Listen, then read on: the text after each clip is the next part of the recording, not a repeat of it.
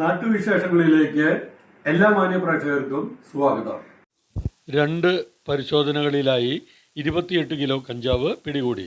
Olavakkode Palakkad excise enforcement and anti narcotic special squad excise circle inspector Jiji പോളും പാലക്കാട് RPFും സംയുക്തമായി Palakkad junction railway സ്റ്റേഷനിലെ പ്ലാറ്റ്ഫോമിലും ട്രെയിനുകളിലും നടത്തിയ പരിശോധനയിൽ ഇന്ന് ഉച്ചയ്ക്ക് 1:45-ന് 3-ാം നമ്പർ പ്ലാറ്റ്ഫോമിൽ നിന്നും ഉടമസ്ഥനില്ലാത്ത നിലയിൽ കണ്ടെത്തിയ ഒരു ഷോൾഡർ ബാഗിൽ സൂക്ഷിച്ചിരുന്ന 2 പാക്കറ്റുകളിൽ നിന്നായി 9.425 കിലോഗ്രാം കഞ്ചാവ് കണ്ടെത്തി കേസാക്കി.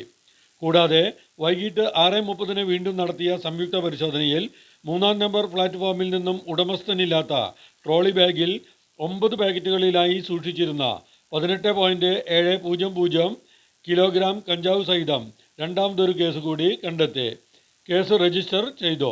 സംയുക്ത പരിശോധനയിൽ excise circle inspector Jiji Paul കൂടാതെ Palakkad RPF assistant sub inspector Shajukumar V, വനിതാ constable Veena Ganesh, excise preventive officer B Sreejith, Yasir Arafat, J Ragesh, ഷി ജിജു, P ശരവണൻ, വനിതാ civil officer Renuka Devi, Ranju KR എന്നിവരും ഉണ്ടായിരുന്നു.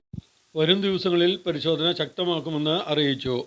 ജീവൻസ് ആസാം സ്പെഷ്യാലിറ്റി വിപുലീകരിക്കുന്നതിൻ്റെ ഭാഗമായി കേരളത്തിലുടനീളം ഏജന്റുമാരെ ആവശ്യമുണ്ട്.